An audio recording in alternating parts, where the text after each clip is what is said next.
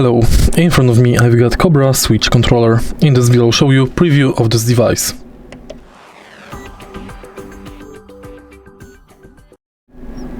Firstly, take a look at the top device.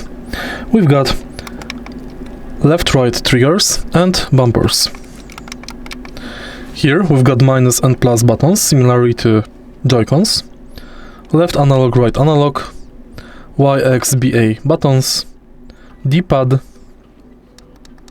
print screen, turbo, macro, home button, again turbo and macro buttons. Now let's take a look at the insides of the controller. In order to remove it from the station, we have to press button here and pull it up and down in case of the second controller. Each controller in the middle has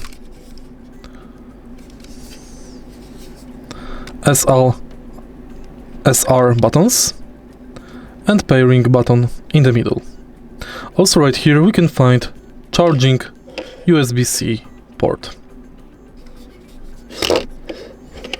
To assemble it, simply slide it down.